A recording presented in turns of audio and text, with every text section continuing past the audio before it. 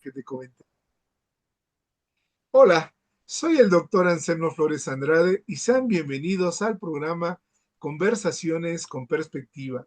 La emisión de hoy es especial, pues tenemos el honor de tener al doctor Carlos Ornelas, quien recientemente fue nombrado profesor distinguido por la Universidad Autónoma Metropolitana, Unidad Xochimilco, como un reconocimiento a su importante trayectoria en el ámbito académico. No voy aquí a leer su amplio currículo. La trayectoria del doctor Carlos Ornelas es ampliamente conocida por todos, por lo que solo me permitiré decir algunas cosas de su currículum. El doctor Carlos Ornelas es doctor en educación por la Universidad de Stanford. Ha publicado 7 libros como autor individual y 13 como coordinador o compilador. Ha escrito 8 monografías y 91 artículos de investigación arbitrados. Ha sido profesor visitante en las universidades de Harvard, Columbia, Universidad Iberoamericana, en el CIDE y en el TEC de Monterrey, entre otras universidades. Ha dirigido 13 tesis de doctorado, 22 de maestría y 24 de licenciatura. El doctor Carlos Ornelas ha sido reconocido como investigador emérito por el Sistema Nacional de Investigadores. El Consejo Mexicano de Investigación Educativa le otorgó el reconocimiento al mérito Pablo Latapí por su labor como investigador en 2015 y la red de organizaciones Suma por la Educación lo galardonó en 2017 con el reconocimiento ciudadano José Vasconcelos. Carlos, muchas gracias por haber aceptado la invitación para estar con nosotros. Gracias a ti, Anselmo. Muchas gracias por la invitación. Me da mucho gusto participar contigo en tu programa y contribuir con algo a que se difunda más el trabajo que estás realizando. Qué amable, Carlos, y pues sin mayor preámbulo, permíteme iniciar. Y estimado profesor Carlos, doctor Carlos, quiero iniciar este diálogo preguntándote sobre tus inicios para que el público que mire este programa pueda tener un poco eh, algún conocimiento de cómo iniciaste en este ámbito educativo, qué te motivó al estudio del ámbito educativo, quién fue tu mentor, tu guía en tus inicios. ¿Podrías compartir algo de esto con nosotros, por favor? Te escuchamos. Sí, con mucho gusto, Anselmo. Es una historia extraña para un educador. Yo me gradué en 1970 de contador público en la Universidad Juárez, aquí del estado de Durango, y decidí que no me gustaba la carrera después de que me gradué. Me nació la afición, primero, de dar clases, me sentía a gusto y no estaba en condiciones de desarrollar más. Y apareció ahí una convocatoria en 1971, a finales del 71, una convocatoria para hacer una especialización. Era de la Asociación Nacional de Universidades e Instituciones de Educación Superior en Tecnología y Planeación Educativa, o algo así por el estilo, ya ni me acuerdo del nombre. Y fue el primer posgrado que hice, comenzó en el 72, nos fuimos mi esposa, mi hija, que estaba pequeñita, a México, y ahí fue mi primer contacto con literatura sobre educación, que para mí era desconocida. Leí, y tuve muy buenos profesores, Orlac Fuentes, Antonio Gago, y otros más de América Latina que vivían entonces aquí en México. Teníamos muchos refugiados. Y leí por primera vez, digo, porque después tuve que leer para profundizar, a John Dewey, Democracia y Educación, que la leí en español, después la leí, bueno, luego platico la lectura en inglés. A Jean Piaget, ¿A dónde va la educación? Y Paulo Freire. Claro, la obra principal de Pablo Freire es la Pedagogía del Oprimido, pero lo primero que yo leí y que es lo que me gusta y lo traigo todavía en el corazón es la,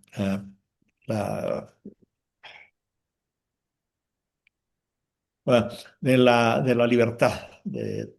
su segundo libro. Ahorita me llega ya, la edad me está jugando trucos con mi memoria. Hice esa especialización, regresé a Durango, el rector Carlos Galindo me designó director de planeación, eso era parte de lo que estaba en boga, las universidades estaban creciendo después de ese estancamiento financiero durante los gobiernos de López Mateos y Díaz Ordaz, sí, y Díaz Ordaz, con Echeverría se empezaron a crecer, hubo subsidios, más universidades. Y también había que planear, era la idea, aunque en realidad no era planeación, sino diseño institucional. Y luego empecé a trabajar en eso, y hicimos varios proyectos. Luego vino uno de esos proyectos fue la creación del Colegio de Ciencias y Humanidades dentro de la Universidad de Durango, siguiendo la pauta que marcó el CCH, don Pablo González Casanova en México. Tuvimos asesoría de Alfonso Bernal Sagún, quien fue el primer director del CCH en México, y lo establecimos aquí en Durango. El rector me pidió que fuera el director. Fui el director fundador en 1973, hace ya más de 50 años, y ahí le agarré pasión a la cuestión educativa. Pero también me di cuenta de mis debilidades. Citaba a Piaget y no lo citaba mal, pero no entendía muy bien lo que queríamos hacer. Mencionaba a John Dewey algunas de sus nociones, la relación de la educación con la democracia, la participación, el pragmatismo, pero no profundizaba, no tenía mecanismos, no había literatura asequible aquí en Durango para tal fin. De tal manera que decidí buscar programas de maestría. En México había dos nada más en aquel entonces, uno era en pedagogía en la UNAM, pero había que hacer un propedéutico. En caso de ser aceptado, había que hacer 2 o 3 años de propedéutico, era otra cosa. Al mismo tiempo que hubo cambios en la universidad, el grupo con el que yo participaba perdimos la rectoría y quien ganó no éramos afines. Entonces, vi en uno de mis viajes a la Ciudad de México, en la Biblioteca Benjamin Franklin, que había varios programas, varias maestrías en educación y la número uno era la de Stanford, según aquel ranking que no conocían lo que era ranking. Entonces dije, bueno, pues voy a solicitar ingreso. Yo manejaba inglés, conversaba inglés desde chico. Iba a Estados Unidos a trabajar en los veranos, aprendí, pero no sabía leer ni escribir, y menos contestar un examen estandarizado. Por eso, al principio no lo decía, me daba vergüenza, pero ya ahora lo tomo, me burlo de mí mismo, porque la primera vez que presenté el TOEFL me saqué 453 puntos. Y vas a decir, bueno, ¿y eso qué? Si tú contestas al azar, sacas 450. Y fue lo que pasó. Entonces me dijo el que administra el examen allá en la biblioteca Benjamin Franklin, calificaban con una plantilla. Era nada de computador, una plantilla, y sacaban luego el porcentaje. Ahí me dijo, pero no es posible, tu conversación es mucho mejor que esto. Entonces ya él me recomendó que comprara un libro auxiliar para eso, y que me inscribiera para la segunda oportunidad, que iba a ser en Oakland, después. Y le acepté la sugerencia, me puse a estudiar, fui a Oakland para presentarlo, ya la libré el mínimo, y no está muy lejos de Stanford, y ya no había mucho tiempo para enviar por correo la solicitud, porque era correo, y además, bueno, Correos de México nunca ha tenido muy buen prestigio. Y luego fui, estando ya por ahí, no era más que cruzar la bahía, agarrar el tren y fui. Y llevaba mis papeles y solicité una entrevista con el director del programa. Le dije que iba de México, le pareció interesante, me la concedió y me dijo que estaba aceptada. Pero, y una de las buenas cosas que me sucedieron, dijo, porque vio mi examen. Vaya, te voy a exigir que tomes dos cursos de inglés. Uno de writing, escritura, que es uno de los más útiles cursos que he tomado en mi vida, y el otro de comprehension. Dije, pero si yo entiendo todo, y no era cierto. O sea, entendía el sentido y alguna película o lo que fuera, pero para allá el trabajo académico, donde había que tomar y registrar y todo, pues no era. ¿Vale? Y entré a este programa en busca de la maestría. A eso fui. Mi aspiración no era tanto ser investigador, no tenía en perspectiva la búsqueda de eso. Te digo que no sabía ni escribir. En español escribí artículos para algunos periódicos estudiantiles, tuve una pequeña columna en La Voz de Durango, pero no tenía un sistema, pues, para trabajar. Y lo que yo aspiraba era ser burócrata universitario, ir a estudiar, agarrar más instrumentos de planeación y tecnocracia y tal, y regresar a Durango, a la universidad. Pero mi vida cambió. Y es donde vienes tú a la pregunta del mentor. Fueron los dos cursos de inglés que tomé y el otro curso, el obligatorio, con mi tutor, que además era el core del programa, uno, dos, tres, que era el que tenía que tomar.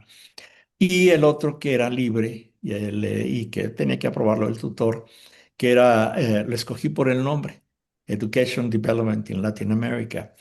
El profesor joven en aquel entonces, pero ya famoso por su libro La educación como imperialismo cultural, fue Martin Carnoy, como dicen en inglés. Y tomé su curso, hubo empatía, desarrollé un poco por encima del promedio, lo digo con modestia. Mi inglés eran muchos latinoamericanos y algunos estadounidenses. Entonces, mi inglés como extranjero era un poquito arriba del promedio. Y me fue bien, porque buena parte de la literatura que él mencionaba, alguna ya la conocía en español, tuve pequeños debates y me invitó a que me cambiara a su programa, que es Educación Comparada e Internacional. Mi asesor estuvo de acuerdo porque se dio cuenta de que donde yo estaba pues era muy doméstico, era para preparar al director de la escuela, al superintendente, mucho financiamiento, es importante, los distritos escolares, era muy, muy doméstico y mi interés pues era más amplio. Y así fue como entré al programa con Martin Carnoy. Estuve ahí me- y él me invitó a que me quedara al doctorado. Y empecé a escribir, a hacer papers para clases, para entregarlos. Me ofreció y tenía consejos y tenía apoyo. Entonces sabía que escribir para la clase de Carnoy un pequeño informe de una página y media, 2 páginas sobre lo que estábamos leyendo y había que desarrollar la habilidad para escribir y expresar en pocas palabras una idea concreta y al mismo tiempo hacer un juicio crítico de lo que leíamos. Y eso me dio me gustó, empecé a tomarle cariño y empecé a desarrollar la habilidad de escribir. Además, en inglés, que era todo era en inglés. Y fue el asunto. Carnoy me guió, me inspiró, me invitó también a ser su asistente en la enseñanza, que eso era genial, era recoger las tareas y dar los grados a los estudiantes y todo, pero era parte de eso. Y lo más importante, hacer su ayudante de investigación. Trabajé en uno de sus proyectos en el Centro de Estudios Educativos con él y con Henry Levin por un año. Y pienso que ahí fue donde me di cuenta del valor de pensar, de ver críticamente lo que se estaba leyendo. Hice un montón de reseñas. Su proyecto era de democracia económica en Europa. Entonces y también en Estados Unidos leí un montón de artículos sobre cooperativas de producción que me encargaron y me encarrilé. Y así fue como me fui convirtiendo, empecé mi carrera académica. Y me motivé a estudiar más, ampliar mi perspectiva. Ya no solamente era leer los autores clásicos de educación, sino también ensayos de mis profesores. El sistema de Stanford es muy libre. Había que tomar un core y luego las otras se dependía de tus intereses. Así que tomé cursos en estudios latinoamericanos, en ciencia política. Allá en el doctorado tiene el Mayor, que era educación, y el minor, que es otra maestría, aunque no tenga tesis, y por eso, esa fue en teoría política, en ciencia política, le llaman teoría. Y fue como también me metí a cursos donde leía a Maquiavelo, a Rousseau,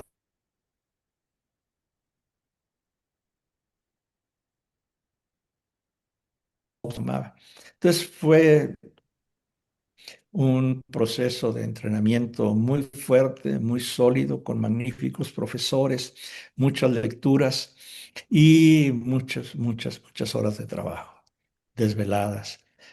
Y en estas aventuras me acompañaron mi esposa y mis dos hijos, que ya habían nacido. Los dos nacieron aquí en Durango. Mi hija Carla tenía 3 años y Pavel 6 meses cuando llegamos a Estados Unidos. Mi esposa no hablaba inglés, así es que el primer año se puso a estudiar inglés en el condado vecino, era gratuito, se llevaba al niño en la espalda y se ponía a estudiar. Y luego también ella hizo una maestría en Stanford en estadística educativa. Interesante, gracias por compartir con nosotros, Carlos, y este inicio, corrígeme si me equivoco, una trayectoria de más de 45 años. Sé que es muy difícil escoger algún evento significativo, pero no puedo dejar de preguntarte, ¿cuál han sido los momentos más significativos de tu carrera académica? Si es que pudieses darnos uno o dos de ellos, de esa amplia carrera que tienes Ujú. de casi 45 años o más. Sí. No tengo ninguna duda, no estoy dubitativo. Yo creo que la experiencia más importante fue haber ido a Stanford.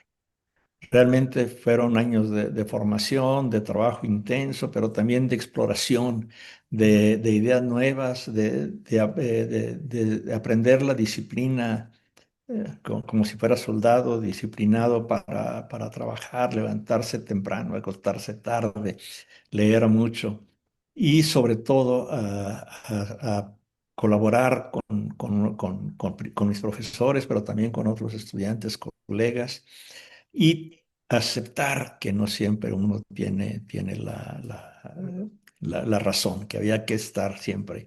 Aprendí a debatir y a no ser tan, creo, no sé, no ser tan cerrado. O sea, yo cuando en mis clases prefiero tener estudiantes criticones que alguien que me esté elogiando ahí para obtener un grado.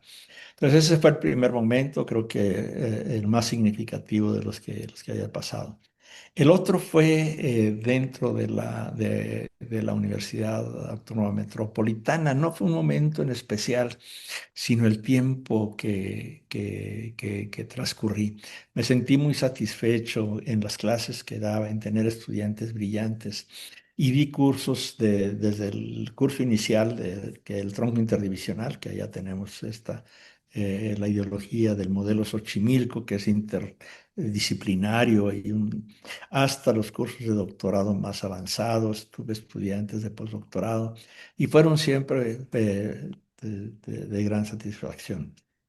Tú mencionaste el colegio académico me designó profesor distinguido este año, en la sesión del 30 de marzo de este año. Y en mi mensaje, que fue muy breve, aprendí también a ser breve, dije que me gustaría, que si alguien se acuerda de mí, me gustaría que me rememoraran como el profesor que nunca faltó a una clase y muy pocas veces llegué tarde.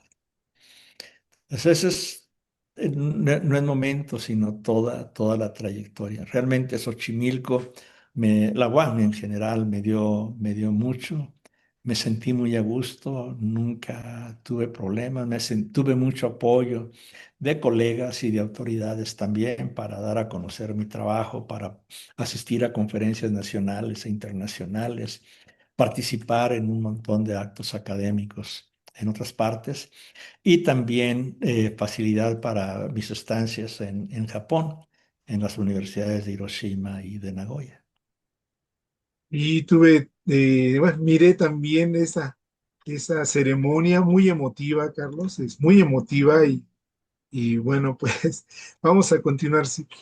Carlos, ¿hay alguna de entre la vasta bibliografía que tienes de tu autoría, hay alguna obra tuya a la que le tengas especial afecto o que consideres especialmente importante para ti? Sí, bueno, yo tengo, como tú lo mencionaste, 7 libros como autor individual, aunque claro, eso de ser autor individual quiere decir que yo fui el último que redactó, porque muchas de las ideas provienen de los libros que te leíste, de la información que recolectas, de las conversaciones con colegas y con estudiantes, pero sí hay uno que me satisface más que el otro, que todos me llenan de orgullo, pero el sistema educativo mexicano, la transición de fin de siglo. Creo que es el que llega y me satisface de sobremanera. El origen fue la primera vez que pensé en esto, que tenía que ver con historia, reformas educativas, las diferencias entre reformas de superficie y reformas profundas. Fue para cuando presenté el primer borrador de mi propuesta a Martin Carney, quien era mi asesor, y mi mentor era también mi asesor. Entonces lo presenté y lo leyó, me hizo comentarios y me dijo, Carlos, me gusta mucho, creo que es un trabajo interesante, pero viéndolo en serio, te va a tomar 10 años hacerlo. Es un trabajo pesado, hay que leer todo y además resumir que quede, porque libros besotes nadie los va a leer y no son trascendentes. El, ah, y luego te propongo, y fue donde el cuñado, ya que había sido ayudante de investigación de él en el Centro de Estudios Educativos, en el proyecto de económica que trabajara con Henry Levin en un proyecto que estaban administrando de, cooperativas de producción y educación y hacer el estudio. ¿Le puedes pasar un título por los chiquitos? Que es, perdón, eran los perrinietos que estaban emocionados. No por lo que esté diciendo, sino algo que pasó afuera. Cooperativas de producción en Mondragón, en Euskadi, porque necesitaban a alguien como yo, no por la competencia, sino que hablar español y que pudieran entenderse con los colegas allá. El movimiento de cooperativas de Mondragón es muy importante y ya lo era en aquel entonces. Era la empresa industrial más grande de todo el País Vasco y es cooperativa. Y también es una de las más grandes de toda España y ahora están ya en el mercado común europeo. Entonces, el estudio consistía en ver la contribución de la escuela cooperativa también de formación profesional, el equivalente a, bueno, nuestro CONALEP, pero allá con más tradición anterior a esto, y que era para la educación para la clase obrera y la cuestión de las cooperativas. Entonces fuimos para allá, me consiguió fondos para que yo podía vivir con la beca del CONACYT y de los primeros becarios del CONACYT, pero ni modo que mi esposa y mis hijos no me acompañaran. Así es que Henry Levin consiguió fondos de su proyecto, no de la universidad, sino de su proyecto que estaba financiado por algo.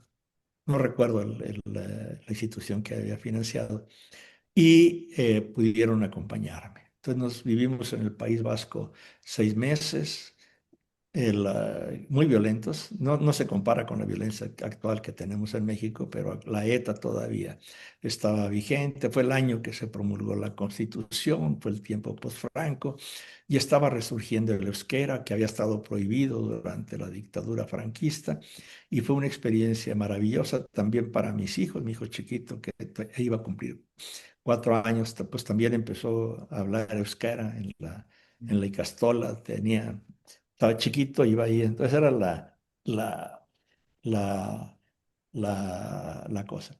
Y me dio material suficiente para producir la tesis de doctorado. Wow, qué interesante trayectoria y qué vivencias, ¿no? Te han marcado, Carlos. Dentro de los temas que has abordado en tus libros, hay uno que siempre está presente, el tema del sindicalismo. Y en ese sentido, Carlos, quisiera que nos comentaras brevemente qué papel ha jugado o lo han jugado los sindicatos en la configuración del sistema educativo que tenemos actualmente. Sí. En los años recientes también he estudiado otros sindicatos de América Latina. Hay algunos de orientación política, el SUTEP también único en Perú, o el CETERA en Argentina, que es muy militante, peronista, ¿no? Pero ninguno como el Sindicato Nacional de Trabajadores de la Educación. Su formación es peculiar. No nació, según datos históricos que hemos platicado, hemos discutido, sobre todo el magnífico libro de David Raby sobre sindicalismo y revolución social en México, educación, sindicalismo y revolución social en México. Fue su tesis de doctorado en la Universidad de Toronto. Y, sí, sí, bueno. Y los maestros en los años 30, cuando empezó el corporativismo, siguiendo mucho las ideas muy exitosas de Mussolini en Italia, aquí el presidente Cárdenas y todo el grupo de generales revolucionarios lo vieron como viable para afianzar el poder del grupo de generales de la Revolución Mexicana y también para impulsar el nacionalismo económico, pero también algo de nacionalismo cultural. Aunque eso también significaba disminuir el valor de las otras culturas. O sea, lo nacional era lo que importaba. Y es cuando nace la educación socialista que quería unificar el primer esfuerzo centralizador. Bueno, la Secretaría de Educación Pública fundada por Vasconcelos fue centralista con un argumento poderoso, porque el presidente Carranza interpretó que la Constitución decía que la educación primaria, elemental se le llamaba entonces, era facultad de los municipios, o los municipios tenían la obligación de ofrecerla, la media o secundaria a la de los estados y nada más, el gobierno federal nada más la universitaria. Pero Vasconcelos dijo, estos municipios están en la quiebra, no tienen ni para eso, y además los presidentes municipales son analfabetas funcionales, no saben leer, etcétera. Lo primero que hay que hacer es educar al pueblo. Le vendió la idea a Obregón de crear la Secretaría de Educación Pública y nace con un organismo centralizador curiosamente le llaman federalismo correctamente, que centraliza, porque va a ser la federación va a ser, o sea, no correctamente, porque federal significa descentralizar, pero federalizar significa, entonces, dijo centralizar para educar al pueblo. Quiere ofrecer que democracia. El otro esfuerzo fue con la educación socialista, donde ya centralizó el currículum, la reforma al artículo tercero del 34, dice que es facultad del Poder Ejecutivo Federal, y es donde es más ideológico, la concepción exacta del universo y de la vida social, ya no es el anticlericalismo del laicismo en la Constitución de 2017, sino más internacionalista, pero mirando hacia el otro lado. Y los maestros, algunos estaban de acuerdo, la mayoría no, eso lo sabemos por las investigaciones de Susana Quintanilla y Marika Evagan, de que la mayoría de los maestros pues no estaban muy conformes con la educación socialista, la aceptaban, había que hacer trabajar y todo. Y y el presidente Cárdenas no pudo hacer el Sindicato Nacional de Trabajadores de la Educación, de maestros, no lo pudo hacer. Tuvo éxito con la CTM, la CNC, pero no y con las cámaras industriales y todo el mundo en su lugar, o sea, las corporaciones. La idea de que una casa compartida de varios pisos y cada una en su lugar, los maestros no querían. Entonces había un montón, pero bastantes sindicatos, algunos pequeños con veintitantos miembros y muchos de orientación comunista, como el Alba Roja, por ejemplo, otros de socialistas, otros católicos, otros que eran nacionalistas, la mayoría, pero no querían tener un sindicato nacional porque los líderes de estas agrupaciones, algunas grandes, como la de la Ciudad de México, a la Asociación de Maestros de la Ciudad de México, veían que si tenían un sindicato nacional iba a ser el gobierno, el presidente, quien iba a designar a los dirigentes y no ellos. Entonces, y tenían razón. Y Lázaro Cárdenas no pudo. El presidente Ávila Camacho hizo el intento, su primer secretario de Educación Pública, Béjar Vázquez, fracasó rotundamente porque llegó con la pedagogía del amor, quería impulsarla desde arriba. Y luego, digo, no, su primer secretario de Educación no fue él, fue el segundo. El primero casi no se metió con lo de tratar de hacer el sindicato, no duró poco tiempo. Y Béjar Vázquez se enemistó con el magisterio y con la prensa y con todo el mundo. Y llegó Jaime Torres Bodet, que sí finalmente tuvo éxito. Y no solo para la creación del sindicato, llegó con ideas centralistas, la unidad nacional, ya no socialismo, sino la unidad de la nación, ya no en torno, la unidad no en torno al presidente, sino en torno a una idea de México y los mexicanos todos unidos, con un mensaje edificante para los maestros, los consideraba apóstoles de la educación, del saber, de la enseñanza, de la democracia, abnegados, trabajadores, etc. O sea, un discurso que tocaba fibras sensibles y que era... Y también el trabajo político de los dirigentes del PRI, algunos excomunistas que estaban ya incrustados en él, para hacer el Sindicato Nacional de Trabajadores de la Educación. Y por fin, en diciembre de 1943, se establece. Había un problema legal porque decía que se iban a apoyar conforme al estatuto de las condiciones generales de los trabajadores al servicio del Estado, donde decía que era un sindicato por secretaría. Pero el sindicato de maestros, ya para entrar a la FETSE, a la Federación de Sindicatos al Servicio de Trabajadores al Servicio del Estado, pero el sindicato de maestros tenía trabajadores de la Secretaría de Educación Pública, de los gobiernos de los estados, de algunos municipios y hasta del sector privado. Entonces era una cuestión ahí que no cabía. Por eso el reconocimiento llegó hasta marzo del año siguiente, del 44, por un laudo de la Junta de Conciliación y Arbitraje que interpretó que era lo correcto. Interpretó porque era la orden del presidente que debía de interpretarse de esa manera y ahí se fue. Y así quedó constituido el sindicato. El presidente Ávila Camacho, que para algunos colegas que también han estudiado este asunto, consideran que cometió un error fundamental. Con el ánimo de ganarse la buena voluntad de los líderes sindicales y porque al igual que en todos los otros sindicatos, los líderes iban a tener sus posiciones dentro del PRI, que diputados, que senadores, que regidores, etcétera. Pero el error fundamental que les dio entrada a la burocracia.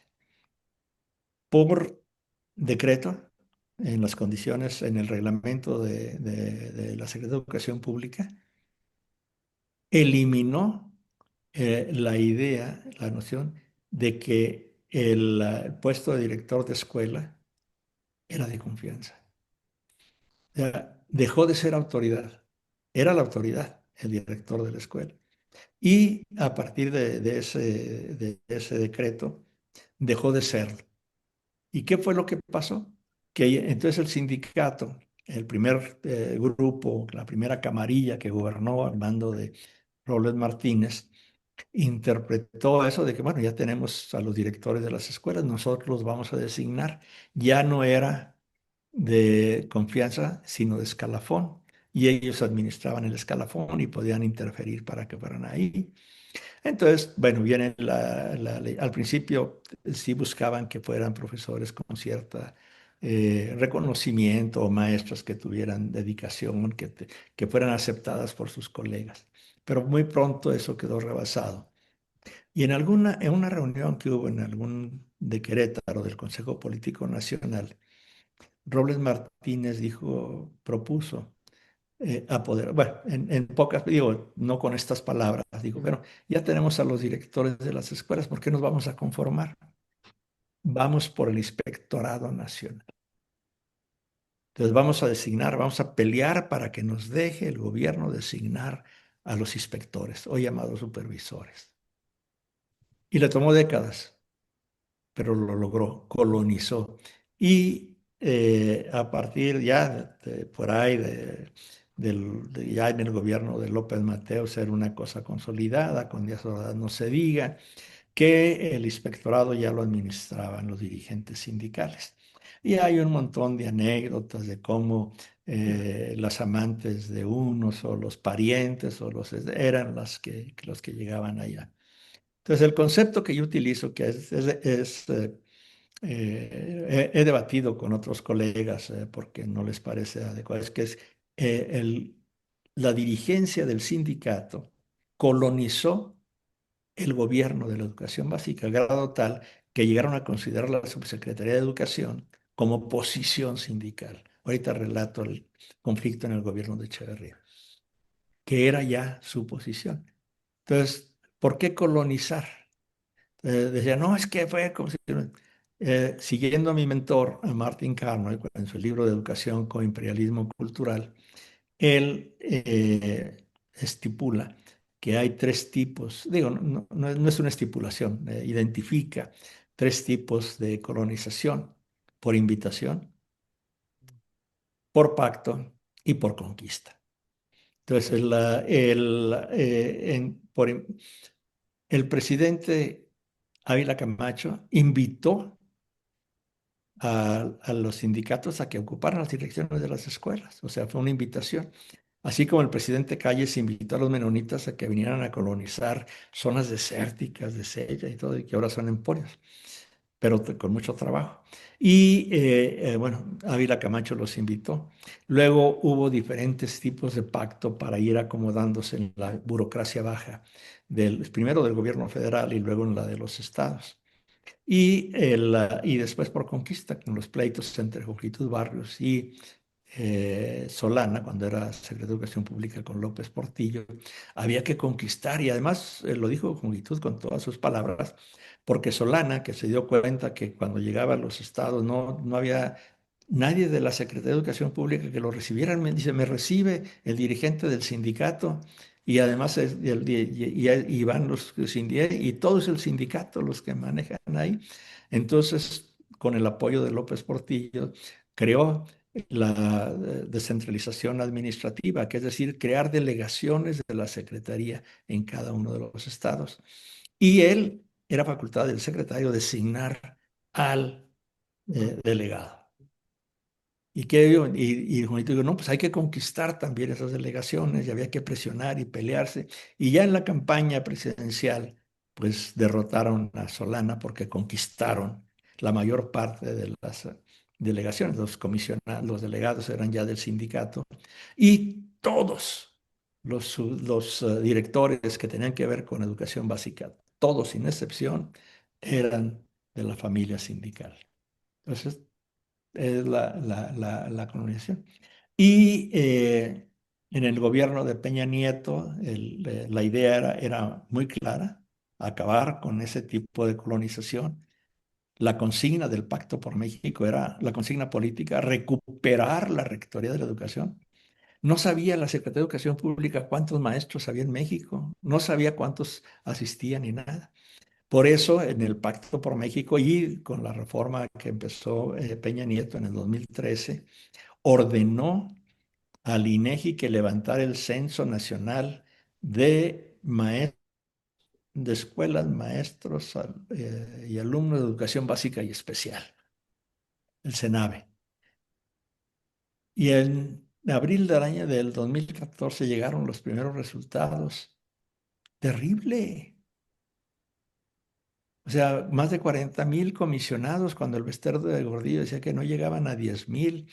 Alrededor de 40,000 aviadores que nadie sabía dónde estaban, que nunca se los identificaban, aunque se había sido la esposa del dirigente, etcétera. Maestros jubilados que seguían cobrando como si fueran en activo.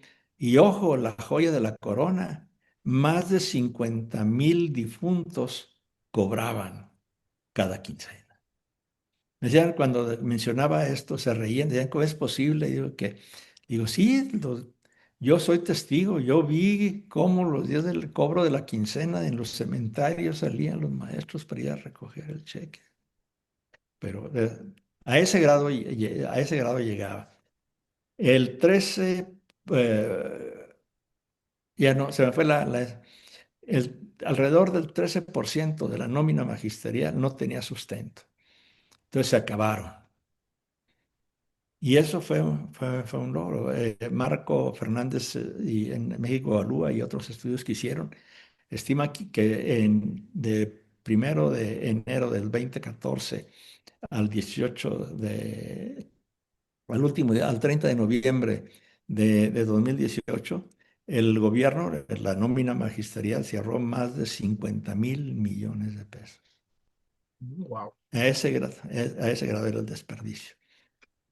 Y ahora, a partir del 19, la nueva que acá López Obrador les concedió acabar con el INE, la evaluación, que era porque ofendía a los maestros, que los arrinconaba, y con